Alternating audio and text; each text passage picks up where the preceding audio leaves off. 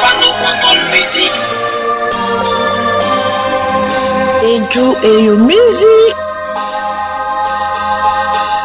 William Amago, Aibo, William Amago, Betty mi Mago. William Amago, Aibo, William Amago, Betty mi Mago.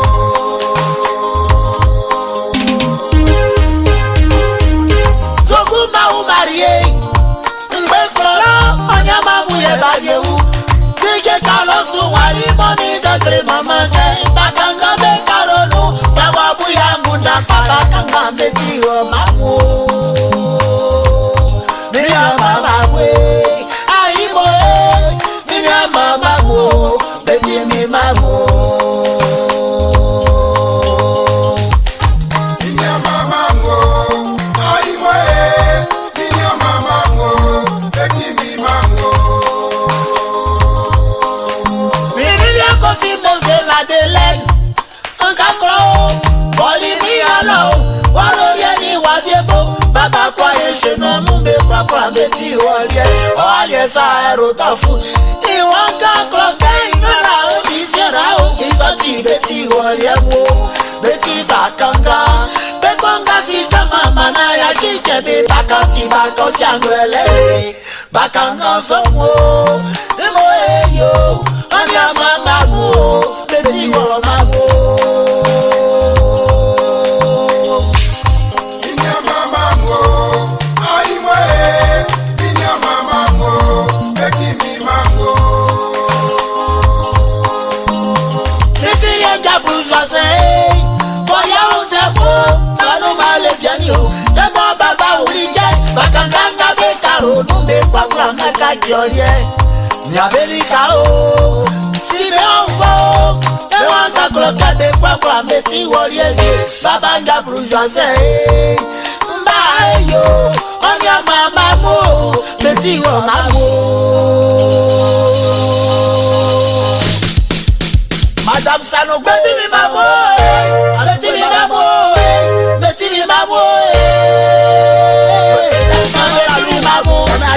beti mi mamo Betty mi Mago, Betty mi mamo Betty mi mamo Awo agagewa Masu ojoye Kame se no wa Ni ojoye Mama ele oe Mama emi joye o Uye gbage maro be Baba emi joye Mama rugu baka sa general Baba mi joye Betty owa Betty mi mamo Betty mi Mago, Betty mi mamo Betty mi Mago, Betty mi mamo Betty mi Mago, yeah, Betty mi Mago.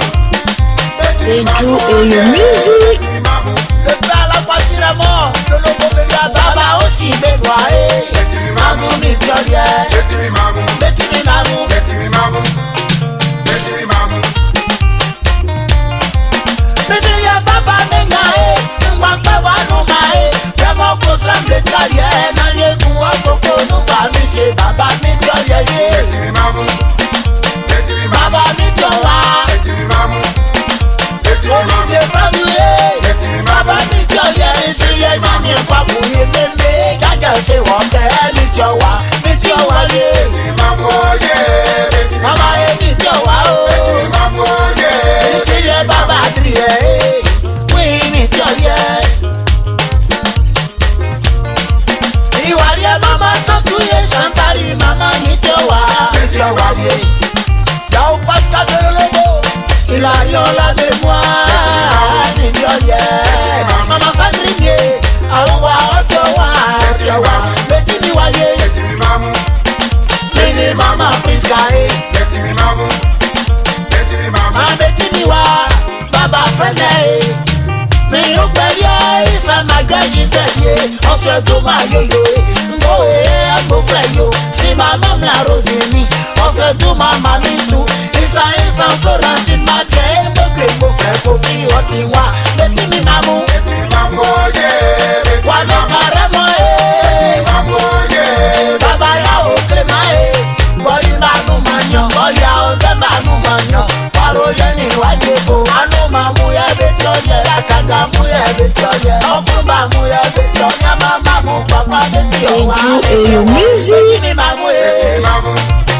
Bàbá ló báyọ̀ ètò máa kọ́ mú bánú màrí ẹ́ ní tí ó yẹ ní tí ó wáyé àló báyọ̀ ẹ́ gbèsè rẹ̀ ẹ́ ló máa kọ́ àánú màrí ọ́ wá sí dọ́gbẹ́ tó gbọ́pẹ́ bó ní ilé mama fúnma ẹ́ wọ́n ní mú bánú màrí ọ́ àwọn àjọjọ́ sílì kẹ́ mama fúnma kẹ́gà yẹn sí àti ní ẹ̀ ní tí ó wáyé mama fúnma ẹ́ ọ̀ máa ẹ́ ọ̀ fúnma ẹ́. Adeba ilé mama ṣe ní. Àpẹ̀sà tábànú mà ní o.